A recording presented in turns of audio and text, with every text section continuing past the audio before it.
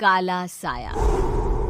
यूं तो बनारस घाट अपनी खूबसूरती के लिए बहुत प्रचलित है, पर घाट के किनारे कई राज लिए बैठे हैं। ये कहानी शुरू होती है बनारस के घाट के पास बने ममता निवास से, जहाँ प्रिया लाल जोड़े में ममता के घर उसकी बहू बनकर आती है। आओ आओ बहू, घर को अपने पैरों से पवित्र करो। ममता घर की दहलीज पार कर ही रही होती है कि अचानक एक बहुत गंदी सी बास पूरे घर में फैल जाती है।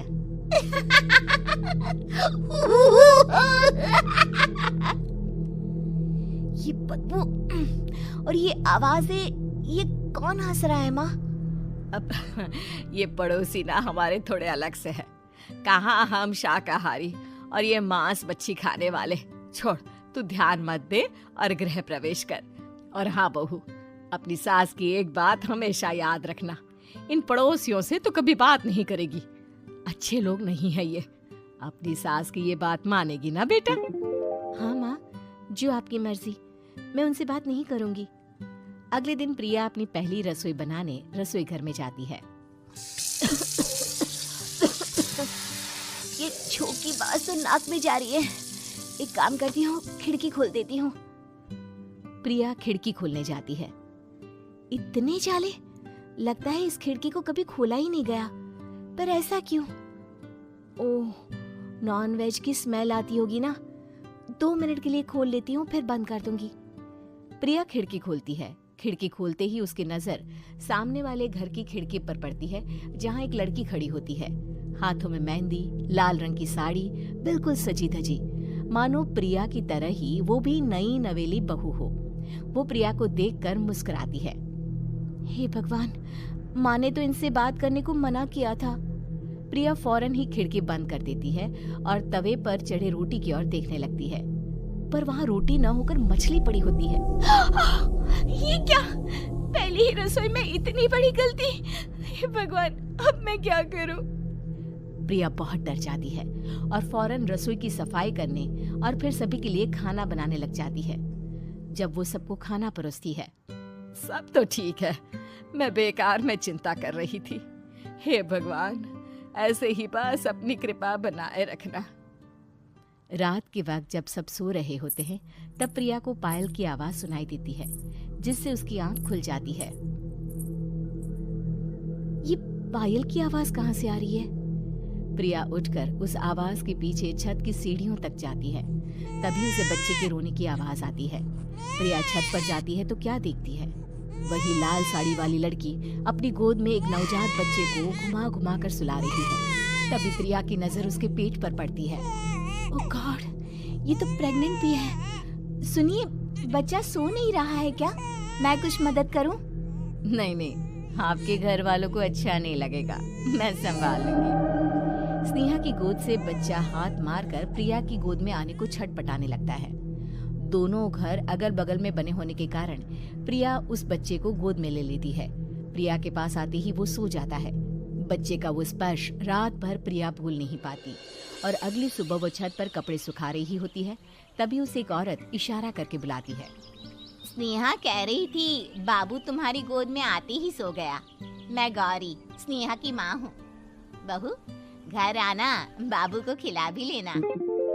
शाम को जब घर पर कोई नहीं रहता, बच्चे से मिलने के लिए प्रिया छिपकर अपनी पड़ोसन के घर चली जाती है और कुछ देर बच्चे को खिलाकर वापस लौट आती है। इसके कुछ दिन बाद ही प्रिया को पता चलता है कि वो माँ बनने वाली है। ममता की खुशी का ठिकाना नहीं रहता।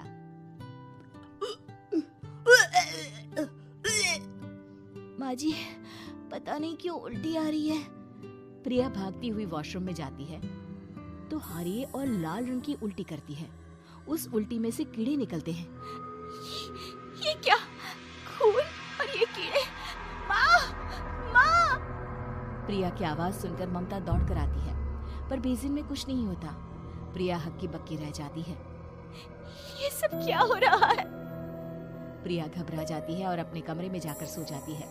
डर के कारण वो इतनी थक जाती है कि उसकी आंख लग जाती है। तब उसे ऐसा लगता है उसके पेट पर मानो कोई बैठा हुआ हो। कौन हो? प्रिया के पेट पर एक 5 महीने की बच्ची बैठी हुई थी, जो बुरी तरह जली हुई थी। माँ, तुम ही मुझे लाई ना अपने पेट में। मैं तुम्हारी माँ नहीं हूँ। कौन हो तुम? माँ, देखो मैं जल गई बुरी तरह से। 6 महीने पेट में रहने को भी मुझे नहीं मिला। सहला दो ना माँ। बचाओ, बचाओ, माँ। ममता दौड़कर कमरे में आती है। प्रिया की बातें सुनकर वो सब समझ जाती है। तू कहीं बगल वाले घर में तो नहीं जाकर आई ना बहू? मुझे माफ कर दो, मैं गई थी माँ। उस घर में सब मरे हुए हैं बहू। कई साल पहले स्नेहा उस घर में बहू बनकर आई थी। कुछ ही दिन में वो एक बच्चे को जन्म देने वाली थी। पूरा घर बच्चे के आने की खुशी में खोया था कि एक दिन अचानक उस घर में आग लग गई। सब बुरी तरह जलकर मर गए। गौरी आज भी दादी बनने का इंतजार कर रही है और इसीलिए स्नेहा ने अपना अजन्मा बच्चा तुम्हारी कोख में डाल दिया। ममता ये कह रही होती है कि पीछे से उसके पैरों को एक बच्चा पकड़ लेता है।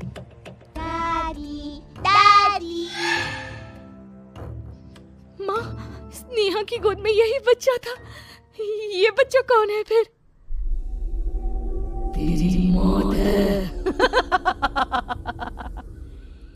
तेरी भी दादी। जिस चीज का ममता को डर था वही हो गया। ममता निवास के ऊपर मौत ने चादर बिछा दी थी। प्रिया का पेट ऐसे बढ़ जाता है मानो 9 महीने का हो। 2 हाथ उसके पेट से बाहर निकलते हैं।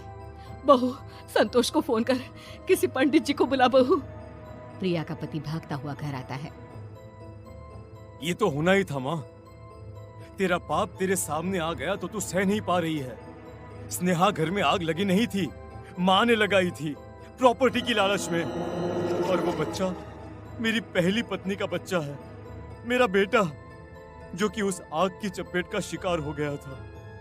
मैंने तुमसे ये सब माँ के कहने पर छुपाया था। मुझे माफ कर दो प्रिया। तुम अगर चाहो तो यहाँ से जा सकती हो।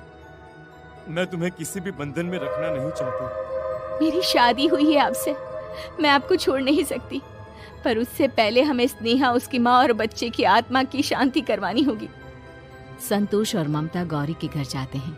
अंदर सब कुछ जला हुआ होता है। जमीन पर जली हुई लाशें बिखरी हुई थी। ममता रो रो कर अपनी करने की माफी गौरी से मांगती है। प्रिया स्नेहा के घर वालों का अंतिम संस्कार करवा देती है और ममता निवास फिर से आत्माओं के साए से मुक्त हो जाता है।